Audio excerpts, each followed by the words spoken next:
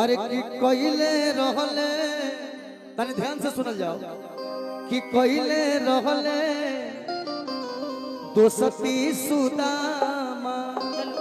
भूषण भैया की तरफ से हजारों हजार पुरस्कार और कम से कम 20 राउंड चल रहा कि कइले रहले अरे दोस्ती सुदामा का कि कान्हा जी से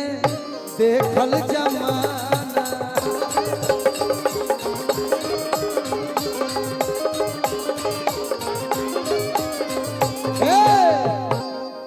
कि गरीब बाबा के गोड़ावा अपना लोरावा से धोवल अरे दुई मुट्ठी चौड़ा दे के दूगो लोग दिहले। सांसद हो कि विधायक हो कौन फिल्म के नायक हो वाह वाह भाई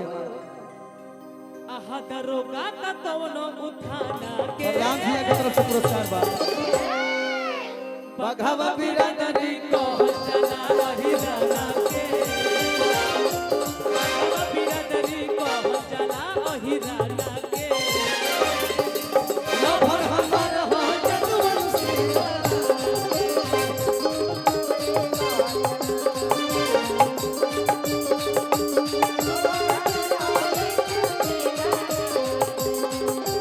सांसद हो कि विधायक हो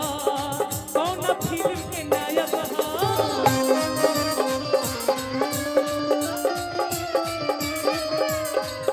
दरोगा का कौन उठाना के बघवा बिरादरी को जला वही राना के बघवा बिरादरी को जला वही राना के लभर हमारा हा जदुवंशी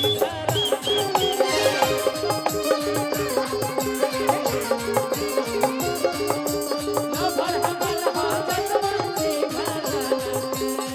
ओए होए मेरे भाई की तरफ से बहुत शानदार पुरस्कार है। फैमा फिल्म दुनिया का चेयरमैन बीरबल यादव जो फ्लिपकार्ट का इंचार्ज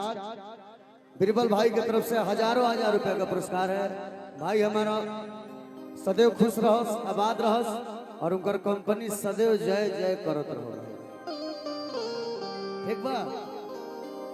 कि जोनी दे धमकी बात से तोरा नहीं डराए वाला अब पड़ल नहीं खे कारे तोहरा ओहिर जात से पाला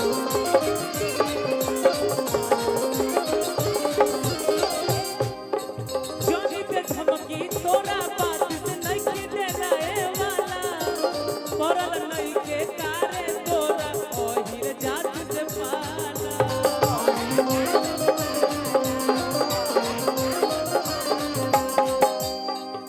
दरोगा का कोनो उठाना के बघा बिरादरी को जलाया ही राना के लभर हमर हो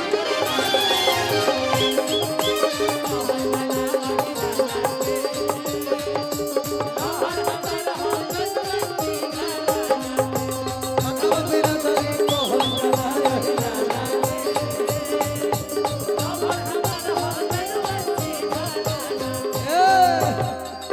उठा के लिहले पंडित जी बैठा के लिहले जादू उठा के लिहले जादू जी बैठा के लिहले जादू अरे अपना खटाल बसुता के लिहले जादू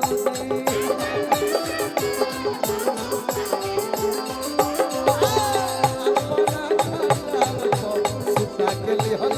जादू जी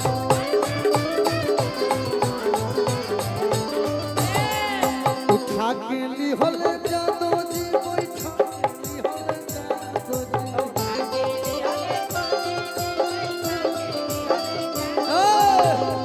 ई कोनो गंदा गाना ना हो। एकरा के पहले लोग आवे के एक आना दू आना जानली हो पंडित जी वही के चेंज कर दिहल गई